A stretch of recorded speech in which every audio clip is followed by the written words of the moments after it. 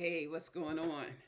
Um, just had to record. This is the last day of February, and because I was on my cruise a week ago, I did not get to record week number 8 for my commitment to myself for the year of 2026 that I would record a video once a week. So 52 weeks in 2026 of confessions, my thoughts, my ideas, things that I am learning in 2026. And on the last Tuesday, this should be on a Tuesday. On the last Tuesday of each month, I've decided that I'm going to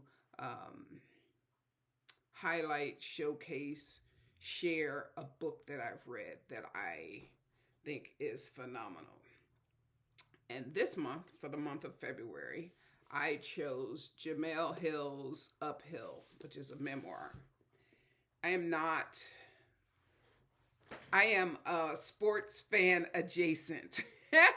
A lot of people in my life love sports. They follow sports. They know who the commentators are. I couldn't tell you. If I do find that I enjoy a commentator, generally it's because I've seen them someplace else. If you've ever seen on Instagram where they have the women sharing information about the Super Bowl, for example, and they will say, well, it's the quarterback is the guy who's dating X, Y, and Z. And that's more my understanding. Pop culture is my jam. I enjoy people who dare to get out here in the world and share, go for their gifts,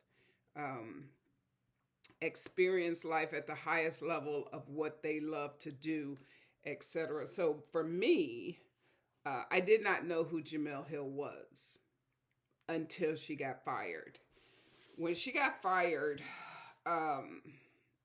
she was, a sports analyst, Black woman, and then I found out she was from Michigan, like me, and I thought, interesting. Let me find out a little bit more about this young lady.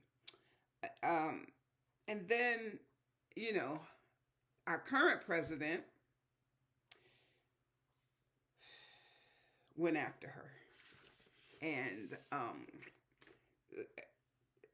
whatever. And she decided, so this is what the inside cover of her book reads. Jemele Hill's world came crashing down when she called President, I don't say his name. This is like Beetlejuice in my world. In my life, my world, when I say my world, I'm talking about just me, myself, and I, the three beings that are LaRonda. I just refuse. And so she called that guy a white supremacist, and the White House wanted her fired from ESPN. And she was deluged with death threats. But she had faced tougher adversaries growing up in Detroit than a tweeting president. Beneath the exterior of one of the most recognizable journalists in America was a need, a calling to break her family's cycle of intergenerational trauma. So, yeah, that got my attention. I was like, ooh, who is this young Black woman who is in the national spotlight? And so when her book came out in 2020. And if you don't know, her book came out in 2022, my mistake. That was a tough time for, I would assume, book releases because we were coming out of COVID and the world was just starting to try to kind of right-side itself. So if you were promoting anything, similar to now, I guess, that if you had something to say that was a little different than what the world was talking about, which was vaccines and getting ourselves back to normal, then maybe you didn't hear about Jemele's book. Well, I heard about it, I read it, and one of the things that still sits with me today in 2026, 4 years later, is that how brave she was, how brave she continues to be. Her voice is strong, her voice is out here, and she is speaking truth to power. When she was fired from Sports Center, right? And she just kept talking, and she continues to speak to this day. And so if I can encourage you, she talks about her family. She talks about her parents struggling with drug abuse, and how tough it was for her growing up in a household with her mother who, it says, her mother was less than impressed with the brassy and bold, free expression of her diary, but Hill never stopped discovering and amplifying her voice. So she wasn't exactly cheered on by her mother. And recently, this week, I saw an episode of Oprah's podcast where Oprah revisited, and I'm going to post a link in the chat, the conversation that she had, I think it was last month or so, about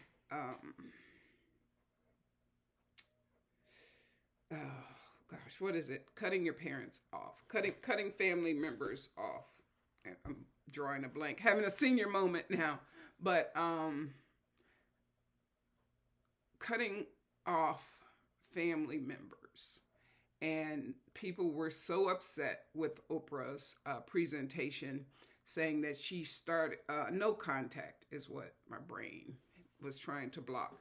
No contact is the phrase that that Oprah reintroduced, if you will, on her podcast, and people were all over social media. Oprah, you're the queen of no contact. You told all the people not to have contact with their people, and now you're saying it's a new phenomenon, and all of your talk show was about no contact, or you always promoted and encouraged people to go no contact with their family. And Oprah brought on one of her critics who said that one of her biggest criticisms about the show, the podcast that they had done, was that she nor her guests really talked about, once you go no contact, then what? Do you stay no contact forever? How do you rebuild? Is it possible to rebuild a relationship, etc.? Well, Jemele came on that podcast again on Oprah's, where Oprah apologized for not going deep enough, acknowledged that she heard the criticism and that she would do better, and she would try to expound and give people space to talk about, well, what's next once you go no contact. I will first start by saying I have had the experience of people going no contact with me personally, and I have had the experience of going no contact with people, because sometimes, and what I have come to understand about a no contact relationship is that if something is not working for me, if something is not working for you, for the people who decided to go no contact with me, if I am causing more harm to you than you can bear, whether I intend to do it or not, that's not the point. The point is, if I'm causing you harm, please take care of yourself. Do what is necessary to take care of yourself. So Jemele came on and said that she has had to go no contact for 3 years with her father, who, as I said in her book, she talks about being addicted to heroin and some of the things. But she had to go no contact with him because once her book came out, he was mad. was mad because she didn't speak more positively and more about him in her book. And she spoke during the interview, during the segment on Oprah's podcast about having to be the first one in her family who was financially secure, who makes more money, and how people expect you when you're making money, then they expect you to help them and do for them. And Jemele has no children of her own. And for her father to be mad because every time he calls, she doesn't, break him off a little something because you got it. One of the things, and I think about money all the time, and I like to say that I'm a person who loves old school hip hop, and one of the I remember the saying that says, it ain't tricking if you got it. So it ain't tricking if I got it. However, I'm not gonna have it for very long if I give it all to you. People don't like to hear that, right? Anybody, millionaires, billionaires, and people always, and I always laugh and or think about the scene in Malcolm X where the shooter is trying to get the crowd distracted. So he says, "Get your hand on my pocket." So I think about that too. When I think about people who expect you to use your financial resources to support them. So, yeah, that's my review. Those are my thoughts. My thoughts about the bravery of this woman to, in 2026, go on Oprah's podcast and talk about having to go no contact with her father, and the bravery in this book where she aired out the experiences that she had in the workplace in a very toxic, racist, misogynist, sexist workplace. And sports, we just keep doing it with sports, right? Sports is just, we just saw that with the women's hockey team. The Olympic women's hockey team that won a gold medal, and their initial treatment, they seem to be getting the Queen's treatment now. Thank God to everybody, including Flavor Flav, who stepped up and invited those queens to have an amazing experience in Las Vegas after they were basically treated as an afterthought by the president. He who shall remain nameless in my mouth, in my mind. Dude, that's my coping mechanism. You do what you got to do in your world. But Jemele Hill stepped out, and she speaks so openly about her experience of she is a qualified journalist.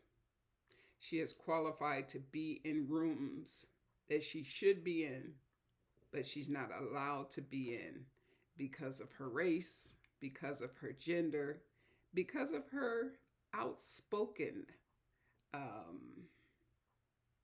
manner. Personally, I have lived that experience, walking in it today. I'm sitting here recording this and trying to find my own voice and my own truth in this world because I was escorted out. I like to think of my being escorted out of an environment with banker boxes. You ever had anybody come into your office and tell you, your job is no longer your job and give you banker's boxes? I had it happen to me, and I chuckled and they asked why I was laughing. And I said, could you be more cliche? I had only seen it on television, honestly, that I was escorted from the building with security, etc. And I just can't even fathom treating someone who is not, who is only a danger to your complicity, a danger to your uh, world as you want to keep it. My work in diversity, it has always been centered around love and inclusion of all, equity, remember, liberty and justice for all. That has always been my center. And yet I was like my sister. If I could write a book about my experience working in the industry that I worked in, this would be my playbook. I would use this book and tell the stories, the unvarnished, not trying to hurt anybody's feelings, but just telling the truth about the ways that the people are treated. She talks about the ways that people are treated in the newsroom. And again, I can't recommend it highly enough. And maybe I will write a book one day. I'm thinking about it. I got a lot of author friends, and I read a lot and listen to a lot of audiobooks, etc. So that's my book review for the month of February 2026.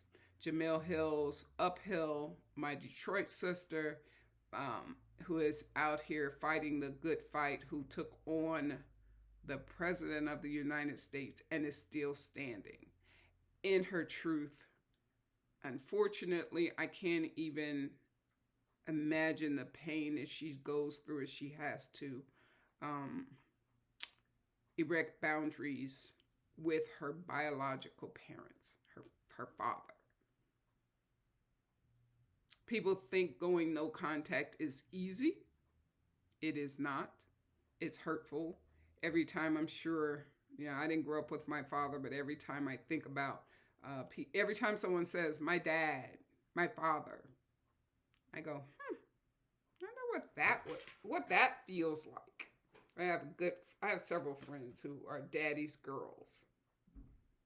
I don't begrudge them that experience. I just, again, not my reality. All right. This is, I'm calling myself. I'm a freshman senior, meaning I am new to this senior citizen lifestyle. I'm learning how to manage this technology. I'm learning how to use Canva, incorporate things. I'm doing my best to use my own authentic voice. I'm watching AI and all the things. One of my social media influence friends is very anti-AI because of the environmental pull that it has and global what it's doing to our world. And I am taking that into consideration as I continue to try to navigate, learn the space, learn what I'm supposed to do. 52 weeks, y'all. 8 weeks down. I'm proud of myself. Y'all proud of me? Proud of me. Be proud. And as the song says, sometimes you just got to encourage yourself. Be encouraged. Until Tuesday. Bye.